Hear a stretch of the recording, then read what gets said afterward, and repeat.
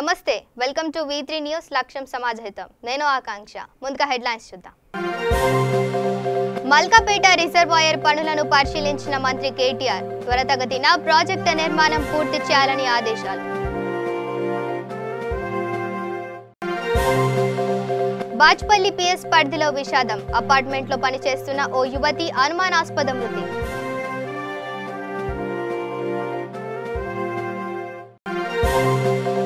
Kukatpally SBI బ్యాంకులో స్వల్ప అగ్ని ప్రమాదం షార్ట్ సర్క్యూట్ కారణంగా ఎగిసిన మంటలు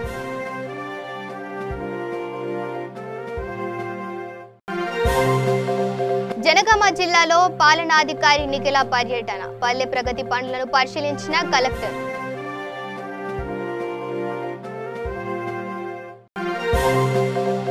గోదావరికనిలో సింగరేణి కార్మికులు CITU నాయకుల నిరసన కార్మికుల మరణాలకు యాజమాన్యం బాధ్యత వహించాలని డిమాండ్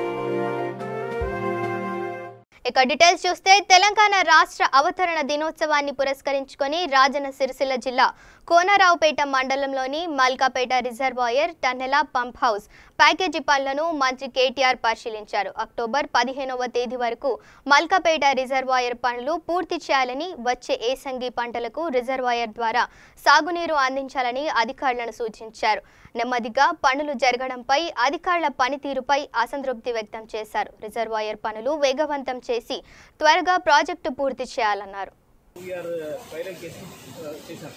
అది టెస్ట్ చేసిన తర్వాత టోటల్గా మనకు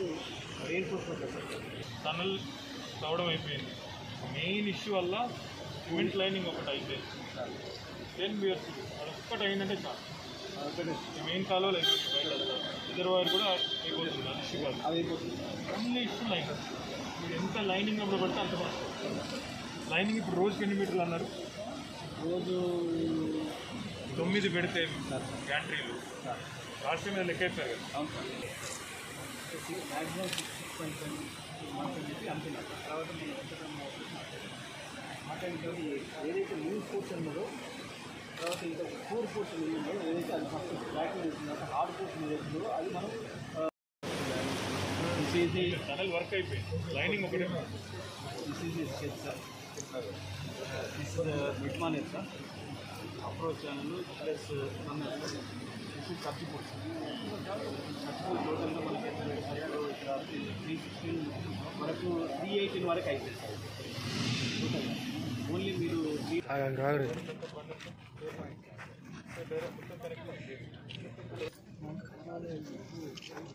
ఫారెస్ట్ అంటే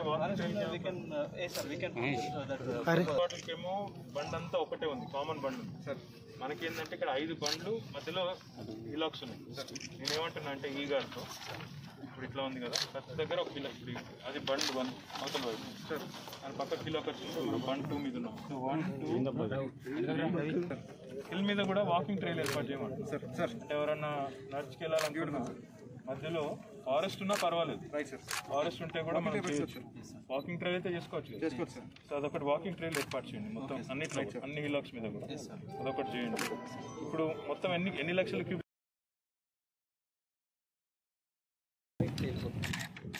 ఇది మనము మలక్పేట ఊరెడ్డికి వస్తే ఊరికి దూరమే కదా ఇది ఈ పేజ్ కనుక్కోండి వాళ్ళకి స్ట్రెంథనింగ్ ఏమైనా చేయాలా రివేట్మెంట్ ఏమైనా ఉంటుందా రివేట్మెంట్ అవుతుంది సార్ జరుగుతుంది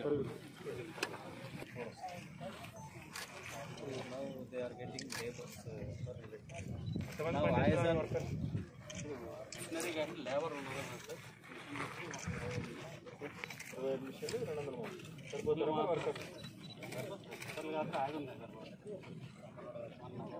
చెప్పండి క్లియర్గా చెప్పండి ఒకసారి ఇక్కడ ఇబ్బంది అవుతుంది మీరేమో చెప్తున్నారు కింద ఏమవుతుందని చెప్పాలి లేదా మాకు ఎట్లా తెలుస్తుంది కలెక్టర్ గారు కూడా ఒకటే చెప్పాను వారం వారం వస్తాడు ఆ లైనింగ్ ఇంకో పని లేదు మాకు ఆ లైనింగ్ ఒక్కటి సరిగ్గా అయితే టైంకి అయిపోతుంది మనం అనుకున్నట్టు వచ్చే అప్పుడు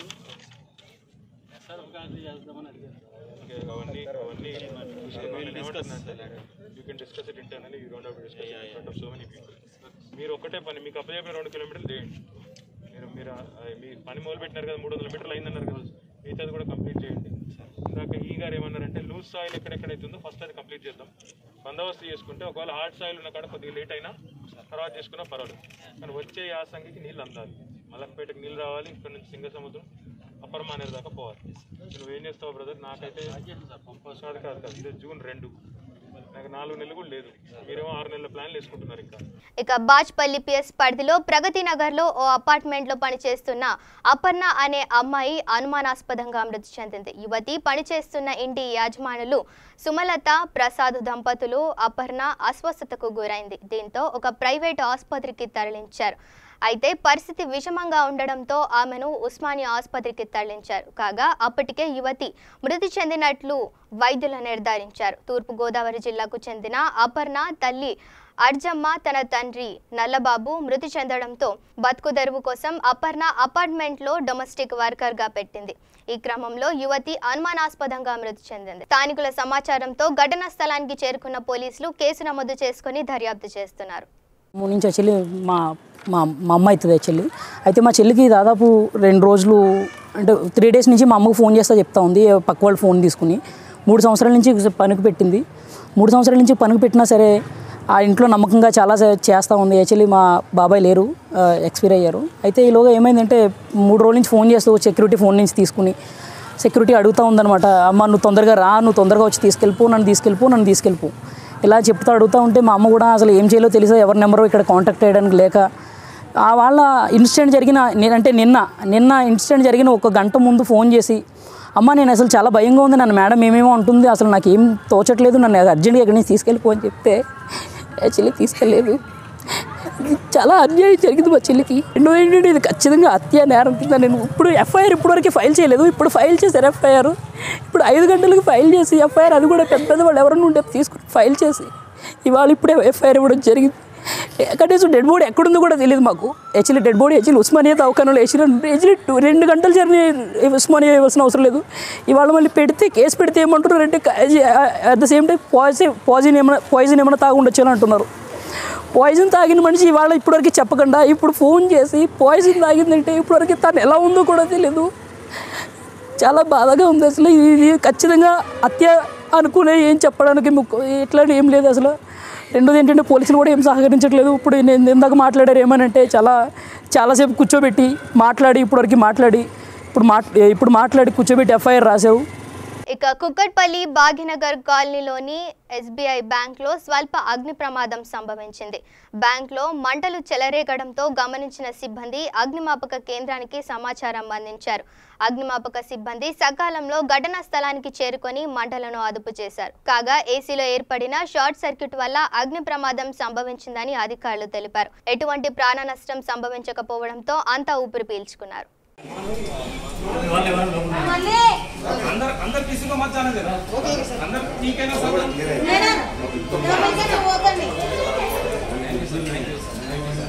chief manager customer service regional office నుంచి మాట్లాడుతున్నాను. ఇన్సిడెంట్ ఏం జరిగింది, ఎలా జరిగింది అనేది అసెస్ చేసేదానికి టీం వస్తుంది ఆల్రెడీ. బట్ ప్రస్తుతానికి మనం ఏం చేస్తామంటే ఇమీడియట్గా ఫైర్ ఫైటింగ్ డిపార్ట్మెంట్ని పిలిపించాము. వాళ్ళు వచ్చారు చాలా సక్సెస్ఫుల్గా, చాలా ఫాస్ట్గా రెస్పాండ్ అయ్యారు. అండ్ ఇమీడియట్గా దాన్ని మనం కంట్రోల్లోకి తెచ్చేసుకున్నాం. No major damage, no casualties, ఏమీ జరగలేదు. ఓన్లీ నాకు తెలిసి ఎగ్జాక్ట్ అసెస్మెంట్ అనేది ఇప్పుడు వాల్యుయర్స్ వస్తారు, వచ్చి చూసి చెప్తారు. అంటే ఏం షార్ట్ సర్క్యూట్ అయిందని అనుకుంటున్నారు సార్? ఏసీ ఒకటి షార్ట్ సర్క్యూట్ అయినట్టు కనబడుతుంది. ఏ కంపెనీ సార్ ఏసీ? అది ఇంకా తెలియదు, ఇంకా అవన్నీ చూడాలి మనం. Just need to see. Window AC sir? Split AC కాదు, విండో ఏసీ లేవి ఉండవు bank. Split AC cassette AC. కానీ ఇది క్యాసెట్ ఏసీ కాదనుకుంటున్నాను, విండో ఏసీ అనుకుంటున్నాను. బట్ ఎనీహౌ చూద్దాం. ఇంకా it is too early to say anything. ఇంకొచ్చేపు అయితే కానీ మనం వివరాలన్నీ పూర్తిగా చెప్పలేము. ఇక పల్లె ప్రగతిలో భాగంగా జనగామ జిల్లా లింగాల గణపురం మండలం కల్లెం గ్రామాన్ని జిల్లా కలెక్టర్ నిఖిల సందర్శించారు. ఈ సందర్భంగా గ్రామంలో నర్సరీ, శ్మశాన వాటికలను సందర్శించారు. నీటి నిల్వలను తొలగించాలని అధికారులను సూచించారు.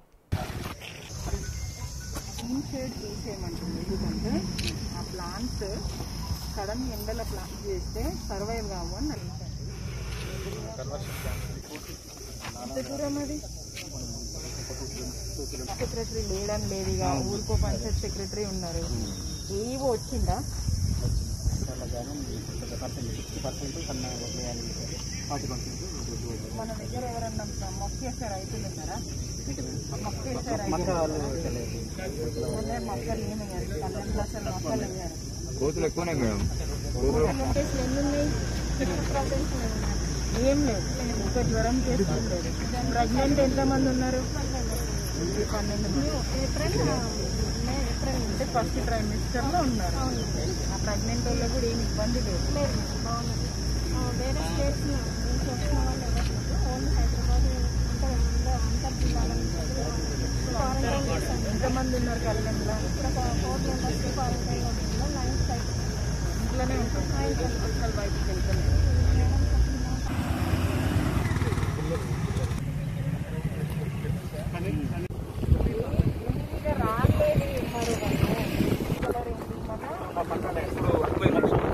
అందరికీ మన తెలంగాణ ఆవిర్భావ దినోత్సవ శుభాకాంక్షలు.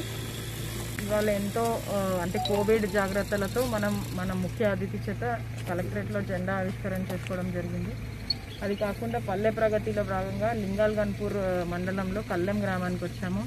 ఇక్కడ మొత్తం తిరగడం జరిగింది, వాక్ చేసాం, ట్రాన్సిట్ వాక్ చేయడం జరిగింది. కొన్ని లో లయింగ్ ఏరియాస్, నీళ్లు నిలిచే ఏరియాస్ ఐడెంటిఫై చేసాము. అది 8 రోజులలో కరెక్షన్ చేసుకోవడం జరుగుతుంది. ఒక 180 సోప్ ఫీట్లు అనేది ఇక్కడ కాలేదు ఇంకా. అవి శుక్రవారం నాడు గ్రాండ్గా లాంచ్ చేసి జిల్లా మొత్తంలో ఏదైతే 50,000 సోప్ ఫీట్లు అని ప్లాన్ చేసుకుంటున్నామో అందులో భాగంగా ఈ గ్రామంలో 180 శుక్రవారం నాడు లాంచ్ చేస్తాము. అది కాకుండా కళ్యాణికి ఆనుకొని మనకి లెదర్ పార్క్ కోసం అక్వైర్ చేసిన టీఎస్ఐసి వాళ్ళు అక్వైర్ చేసిన ల్యాండ్ ఫుడ్ ప్రాసెసింగ్ జోన్ కోసం మనం ప్రపోజ్ చేయడం జరిగింది. అది ఇంకా ప్రపోజల్ స్టేజ్లోనే ఉంది. దాని ఇన్స్పెక్షన్ కోసం కూడా ఇక్కడికి వచ్చి ఈ ల్యాండ్ ఏదైతే 388 ఎకరాలు అసైన్డ్ ప్రభుత్వ భూమి టీఎస్ఐసికి ఇచ్చింది కాకుండా ఇంకా పట్టా ల్యాండ్ ఏదైతుందో ఇన్స్పెక్ట్ చేయడానికి వచ్చాము. అండ్ అందరూ కూడా ముఖ్యంగా నేను చెప్పేది ఏంటంటే ఈ పల్లె ప్రగతి మనం చక్కగా ఊర్లో అన్ని లో లయింగ్ ఏరియాలు నీళ్ళు నిలవకుండా, సీజనల్ వ్యాధులు ప్రబలకుండా జాగ్రత్తలు పాటిస్తూ, కోవిడ్ జాగ్రత్తలు కూడా పాటిస్తూ జాగ్రత్తగా ఉండి ఆరోగ్యంగా ఉండాలని కోరుతున్నాను. ఇక సింగరేణిలో రోజు రోజుకు పెరిగిపోతున్న ప్రమాదాలకు, కాంట్రాక్ట్ కార్మికుల మరణాలకు సింగరేణి యాజమాన్యం పూర్తి బాధ్యత వహించాలని సిఐటియు అనుబంధ సింగరేణి కాంట్రాక్ట్ కార్మికుల సంఘం రాష్ట్ర ఉపాధ్యక్షుడు ఎర్రగాని కృష్ణయ్య డిమాండ్ చేశారు. ఈ కార్యక్రమాన్ని కార్పొరేటర్ సివిల్ కార్యాలయం వద్ద సిఐటియు ఆధ్వర్యంలో గోదావరి ఖనిలో సంభవించిన ప్రమాదంలో మరణించిన కాంట్రాక్ట్ కార్మికులు సంతాప సభ నిర్వహించారు. మరణించిన 5 కాంట్రాక్ట్ కార్మికులకు ప్రగాఢ సంతాపాన్ని తెలియజేశారు. అనంతరం నిరసన కార్యక్రమం చేపట్టారు. ఇక తెలంగాణలో పలు చోట్ల కురిసిన అకాల వర్షాలు బీభత్సం సృష్టించాయి. అనేక ప్రాంతాల్లో చెట్లు, విద్యుత్ స్తంభాలు నేలకొరిగాయి. మరికొన్ని చోట్ల నీరు రోడ్లపై ఏరులై పారింది. ఈ క్రమంలో నగరంలోని పలు చోట్ల డ్రైనేజీ పైప్ లైన్ల నుండి మురికి నీళ్లు రోడ్లపై ప్రవహిస్తూ ఇబ్బందులకు గురి చేసింది.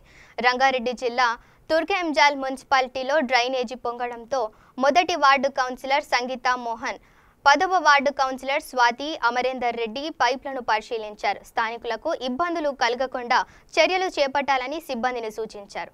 పైప్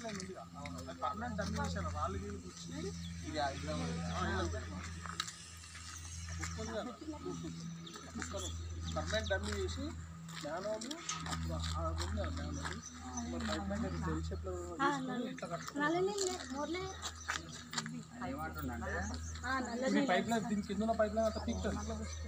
అవసరం లేదు, అవసరం లేదు. మరి ఎట్లా పోతాయి?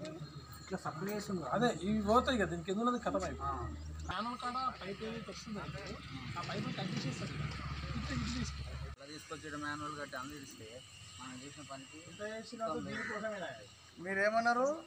ఒక డమ్మీ కొట్టిరు, వాటర్ అక్కడ పోతున్నాయని చెప్పారు. తీరా సైజు 4 ఫీట్లనే ఉంది, అది 8 ఫీట్ల డెప్త్ ఉంది. డెప్త్ పెద్దగా ఉండదు. 8 ఫీట్లు ఉంది. ఇది ఎన్ని ఫీట్లు ఉంది? 7 ఫీట్లు ఉంది. 7 ఫీట్లు ఉంది, అది 8 ఫీట్లు ఉంది. అంటే ఇది నువ్వు క్లోజ్ చేసినాక నీళ్ళు ఎట్లా పోయినాయన్నా సేమ్ అట్లా పోని. అంటే నా ఆలోచన ఏంటంటే ఇది కొంచెం జామ్ ఉంది కాబట్టి అట్లా కమ్మిపోయినాయి. నువ్వు చక్కగా తీసుకోవాలి వేసినావు అనుకో, మ్యాక్సిమం 1 ఫీట్ అన్న కింద. ఇంకోటి ఏం కదా, మెయిన్ అంతా 7 ఫీట్లు ఉంది కదా, 4 ఫీట్లనే ఉంది మన లైన్. ఆ లైన్ అయ్యాకే అదే కొత్త లైన్ వేయాలంటే వేస్తాం కదా, చెప్తున్నా నేను అనేది.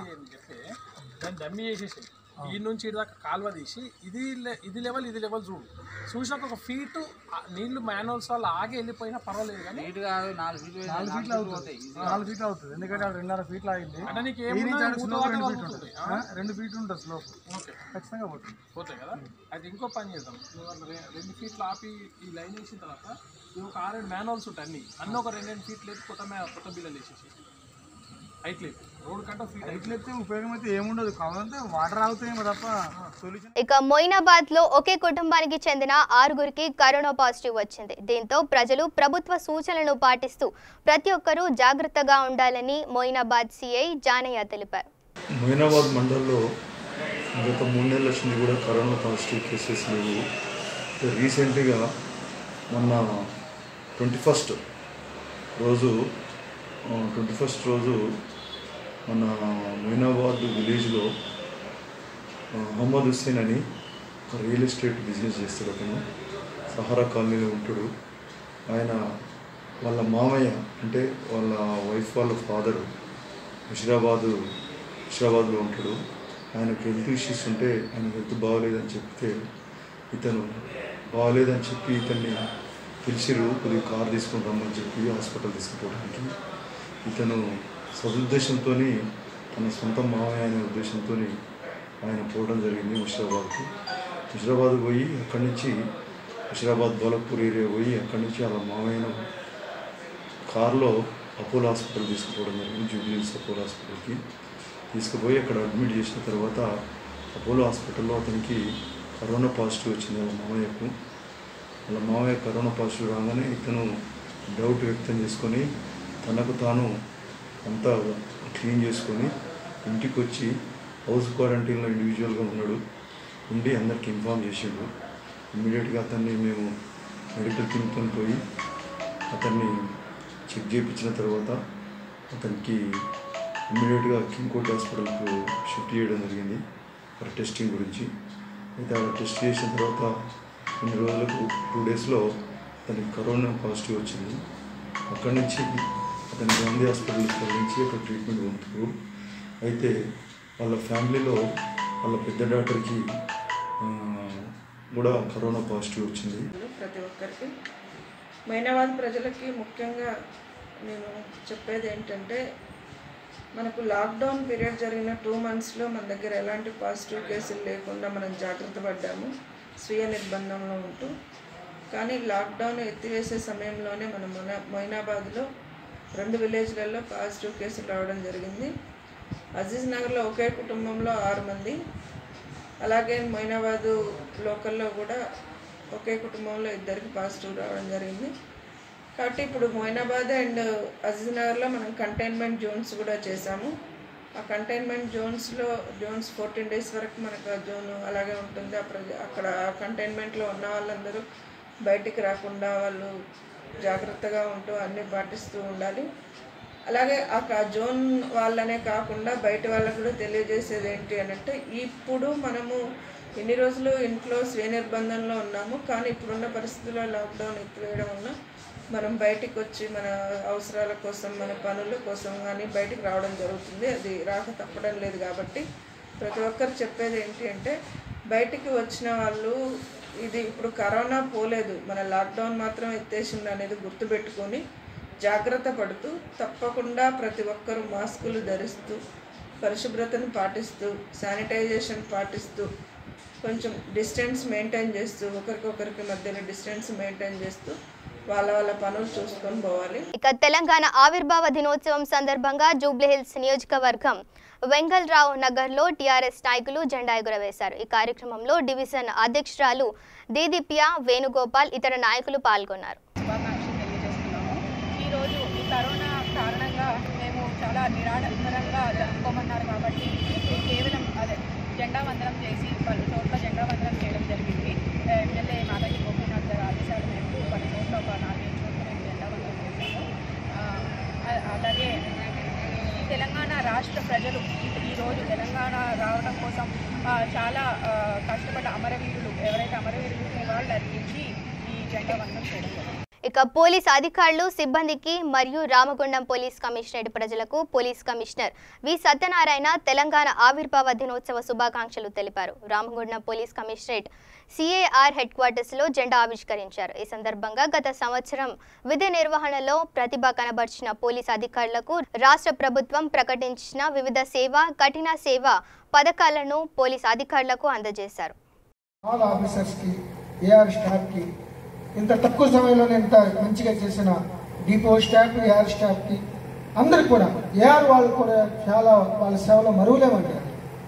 ఒక రకంగా హాస్పిటల్కి వెళ్ళిపోయారు, అక్కడ పేషెంట్లు ఉన్నారు పాజిటివ్ వచ్చిన వాళ్ళు. ఎవరు వెళ్తారండి ప్రాణానికి? అయినా కూడా వెళ్ళారు. గాంధీ హాస్పిటల్కి వెళ్ళారు, గాంధీ హాస్పిటల్లో అంటుపోతుంది పేషెంట్లు ఉన్నారు. అయినా కూడా 30 మంది 40 మంది అట్లా కంటిన్యూగా వెళ్తూనే ఉన్నారు. మళ్ళీ వాళ్ళకి 15 రోజులు క్వారంటైన్ పెట్టాం, మిగతా వాళ్ళకి అంటుకోకూడదని. అంటుకుంటే ఏదో అవుతుందని కాదు, అంటుకుంటే మరి మిగతా సేవ చేయాలి కదా, లాండ్ ఆర్డర్ కంట్రోల్ చేయాలి కదా. సో అయినా కూడా హైదరాబాద్లో వచ్చినాయి. బొంబాయిలో అయితే 2500 మందికి వచ్చినాయి, 25 మంది చనిపోయారు పోలీస్ ఆఫీసర్తో సహా.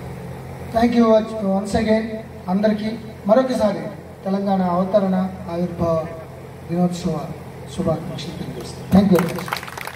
ఇక వరంగల్ అర్బన్ జిల్లా కలెక్టరేట్ కార్యాలయం ప్రాంగణంలో ప్రభుత్వ చీఫ్ విప్ వినయ్ భాస్కర్ జాతీయ పథకాన్ని ఆవిష్కరించారు. ఈ కార్యక్రమంలో గుండా ప్రకాష్, ఎంపీ బసునూరు దయాకర్, మాజీ డిప్యూటీ సీఎం కడియం శ్రీహరి, వరంగల్ తూర్పు ఎమ్మెల్యే నన్నపనేని నరేందర్ తదితరులు పాల్గొన్నారు. అదేవిధంగా వరంగల్ మహానగరంలో తెలంగాణ ఆవిర్భావ దినోత్సవం సందర్భంగా జెండా ఆవిష్కరించారు. అనంతరం కేక్ కట్ చేసి సంబరాలు చేసుకున్నారు. ఈ కార్యక్రమంలో 15వ division corporator Ramababurao, division president Suresh, కార్యకర్తలు, నాయకులు తదితరులు పాల్గొన్నారు. రాష్ట్ర అవతరణ దినోత్సవ శుభాకాంక్షలు తెలియజేసుకుంటూ ఎంతో ఘనంగా వైభవంగా ఈ రాష్ట్ర అవతరణ దినోత్సవం చేసుకోవాల్సిన పరిస్థితి ఉండే, కానీ ప్రపంచవ్యాప్తంగా కూడా ఈ కరోనా మహమ్మారి కారణంగా మనమందరం కూడా కట్టుదిట్టంగా ఈ శుభ సందర్భంలో వరంగల్ అర్బన్ జిల్లాలో కూడా మరి ఇటు అధికారులము ప్రజాప్రతినిధులం అందరూ కూడా ఘనంగా ఆనాటి తెలంగాణ రాష్ట్ర సాధనలో అమరులైనటువంటి వారి కుటుంబాలకు నివాళులు అర్పిస్తూ వారి ఆత్మలు శాంతి చేకూరాలని చెప్పి ఆ భగవంతుని కోరుకుంటూ తెలంగాణ రాష్ట్ర సాధన కోసం చివరి వరకు ప్రాణ త్యాగానికి సిద్ధమై తెలంగాణ రాష్ట్రం సాధించినటువంటి ఆనాటి ఉద్యమ నేత నేటి ముఖ్యమంత్రి కేసీఆర్ గారికి హృదయపూర్వకంగా కృతజ్ఞత తెలియజేసుకుంటూ మరోసారి రాష్ట్ర అవతరణ దినోత్సవ శుభాకాంక్షలు తెలియజేసుకుంటూ ఒక్క పేదవాడు కూడా ఆకలితో అలమటించొద్దని చెప్పి గౌరవ ముఖ్యమంత్రి గారు ప్రతి పేదవానికి తెల్ల కార్డు ఉన్నటువంటి వారి ఆ కుటుంబాలకు 1500తో పాటు 12 కిలోల బియ్యాన్ని అందిస్తూ మరోపక్క మీరు కూడా చేతనైనంత ప్రతి ఒక్కరు కూడా సహాయ సహకారాలు అందించినటువంటి విషయాన్ని కూడా మీ అందరూ కూడా గుర్తు చేస్తున్నారు. పొట్టకూట కోసం వచ్చినటువంటి వలస కూలీలను కూడా గుర్తించి వారిని వలస కూలీలు అనే పదం వాడకుండా తెలంగాణని అందించినటువంటి గొప్ప మనసున్న మహారాజు మన ప్రియతమ ముఖ్యమంత్రి కేసీఆర్ గారు అని కూడా ఈ సందర్భంగా తెలియజేస్తున్నారు. ప్రజా సమస్యలను మరి ప్రభుత్వం దృష్టికి తీసుకొస్తున్నటువంటి ప్రతినిత్యం మరి మా వెంట ఉండి మాకు సూచనలు సహకారాలు ఇస్తున్నటువంటి electronic print media photographer and cameramens అందరికీ కూడా పేరు ధన్యవాదాలు. జై తెలంగాణ. ఇక మాజీ మంత్రి మంతని ఎమ్మెల్యే శ్రీధర్ బాబుపై విమర్శలు చేసిన పెద్దపల్లి జిల్లా పరిషత్ చైర్మన్ పుట్ట మధుపై పెద్దపల్లి జిల్లా కాంగ్రెస్ పార్టీ డీసీసీ అధ్యక్షుడు ఈర్ల కోమురయ్య ఘాటుగా స్పందించారు. దళిత కుటుంబానికి చెందిన మంతని ఎమ్మెల్యే శ్రీధర్ బాబు పదవి కోసం కాకుండా ప్రజల క్షేమం కోసం కృషి చేశారని, ఎల్లవేళలా ప్రజలకు అందుబాటులో ఉంటూ వారి సమస్యలు పరిష్కారానికి పాటుపడుతున్నారని శ్రీధర్ బాబుపై అనుచిత వ్యాఖ్యలు చేయడం సరైంది కాదని హితవు పలికారు. జిల్లా పరిషత్ చైర్మన్ పుట్ట మధుకర్ గారు మా కాంగ్రెస్ నాయకుల మీద మా మీద అది ప్రెస్ మీట్ పెట్టి మాట్లాడడం నిజంగా ఏ లీడర్ మాట్లాడినటువంటి మాటలు మాట్లాడడం జరిగింది. ఈరోజు అంచెలంచెలుగా ఎదిగిన నేను వజ్రాన్ని అదన్నారు, నువ్వు వజ్రంగా లేకపోతే ఇంకేదన్నాగా మేము పట్టుకోం, కానీ స్థాయి పైన కింద నుంచి పైకి ఎదగడం మేము కూడా హర్షిస్తాం. ఏదంటే కానీ ఒక వ్యక్తిగత దూషణలకు మనుషులను నోటికొచ్చినట్టు మాట్లాడడం సరైన పద్ధతి కాదు. ఇది వ్యక్తిగతంగా మాట్లాడే మాట అంతకంటే కాదు. అసలు సందర్భం లేని సమయం లోపల ఈ ప్రెస్ మీట్ పెట్టి మా కాంగ్రెస్ నాయకుల మీద కసి తీసుకునే విధంగా మాట్లాడడం నిజంగా మాకు ఆశ్చర్యం గురైనాం. ఈరోజు కాంగ్రెస్ పార్టీలు అందరూ లుచ్చలు దొంగలని వర్డ్ యూజ్ చేయడం జరిగింది. మధుకర్ గారు, నువ్వు ఏ పార్టీ నుంచి వచ్చినావు? నువ్వు ఇంట్లో కాంగ్రెస్ పార్టీలో పనిచేసినావు, నువ్వు లుచ్చవాళ్ళు దొంగవాళ్ళు, నువ్వు ఫస్ట్ అయితే దొంగలు లుచ్చవే కదా మా పార్టీలో పనిచేసినప్పుడు. అలాంటి వర్డ్ యూజ్ చేసుకుంటూ ఇవాళ మా కాంగ్రెస్ నాయకులను నోటికి వచ్చినట్టు తిట్టడం జరుగుతుంది. మేము ఒకటే చెప్తూ ఉన్నాం, నీకు మేము పార్టీ పరంగా పార్టీ సిద్ధాంతాల కోసం పోరాడుతూ ఉన్నాం, పార్టీ కోసం కొట్లాడుతూ ఉన్నాం. ఇవాళ ఒక ఎస్సీ దళితుడిని ఎంపీలు కానీ ఎదురు నిలబడి అడిగే దమ్ము మీకు ఎవరికైనా ఒక్కరికి ఉందో ఒక్కసారి చెప్పండి. మీకు ఉంటాయి. ఇలాంటి ప్రయత్నం లేదు. కానీ ప్రజలు కాంగ్రెస్ వాళ్ళ మీద మీరు తిట్టుర్రి, మీ కితాబ్ ఇస్తారు, అక్కడికి పోయి చెంచగిరి కొట్టుకొని చేతులు పట్టుకొని వంగి మేము వాళ్ళని తిట్టినాం వీళ్ళని తిట్టాం, ఇది మంచి పద్ధతి కాదు. ఫస్ట్ టైం చెప్తా ఉన్నాం. కాంగ్రెస్ ఇవాళ శ్రీధర్ బాబు కూడా ఇవాళ ఎందుకు గెలిపించినామని అడిగినాం. ఎట్లా గెలిపించారో ప్రజలు మంత్రి ప్రజలని అడుగుతాను.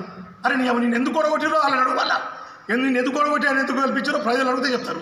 ఇదేం ప్రశ్న వాడేది? ఎవరైనా ప్రజాస్వామ్యం లోపల గెలుస్తారు, ఓడిపోతారు. అది పక్కన 2 క్యాబినెట్ హోదాలో ఉండి చౌకబారు ప్రకటనలు చేసి నోటికి వచ్చినట్టు మాట్లాడడం మంచి పద్ధతి కాదు. ఇప్పటికైనా దీన్ని ఈ పద్ధతి మార్చుకొని నువ్వు పొలైట్నెస్గా అవేర్నెస్ తీసుకొని ఒక ఉన్నతరంగా ఉండి ప్రజలకు జవాబుదారితనంగా ఉండాలి తప్ప ఇట్లా చౌకబారు ప్రకటన చేయడానికి తెలియజేస్తూ ఉన్నా. తెలంగాణ రాష్ట్ర ఆవిర్భావ దినోత్సవం సందర్భంగా నిర్మల్ జిల్లా సిపిఐ పార్టీ జిల్లా కార్యదర్శి ఎస్ విలాస్ ప్రయాణ ప్రాంగణంలో జాతీయ జెండాను ఎగురవేశారు. ఈ సందర్భంగా ఆయన మాట్లాడుతూ ప్రత్యేక తెలంగాణ పోరాటంలో భారత కమ్యూనిస్టు పార్టీ క్రియాశీలకంగా పోరాటం చేసిందని కొనియాడారు. తెలంగాణ సాధించే వరకు సిపిఐ పాల్గొనడం జరిగింది.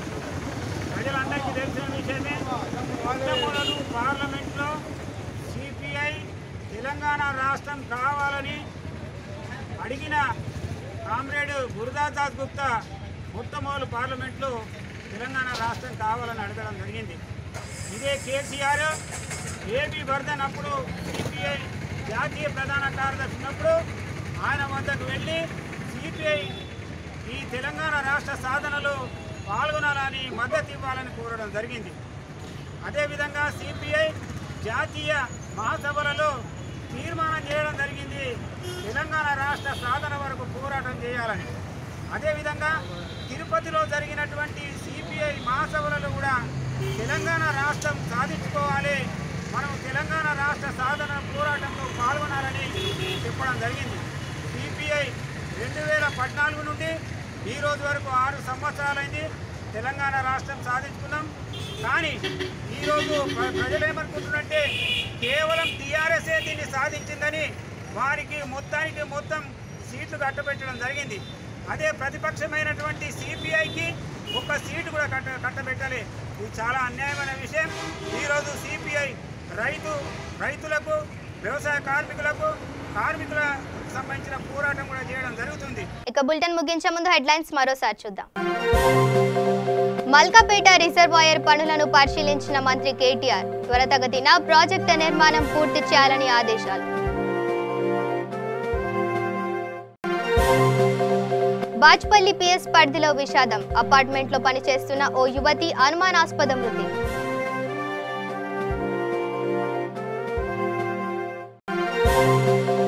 కుక్కట్పల్లి ఎస్బీఐ బ్యాంకులో స్వల్ప అగ్ని ప్రమాదం, షార్ట్ సర్క్యూట్ కారణంగా ఎగిసిన మంటలు.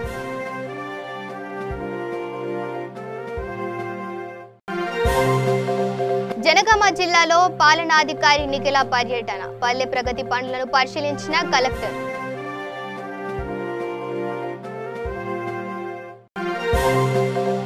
గోదావరిఖనిలో సింగరేణి కార్మికులు సిఐటియు నాయకుల నిరసన, కార్మికుల మరణాలకు యాజమాన్యం బాధ్యత వహించాలని డిమాండ్. ఇవి bulletin updates. Stay tune to V3 news. లక్ష్యం సమాజహితం.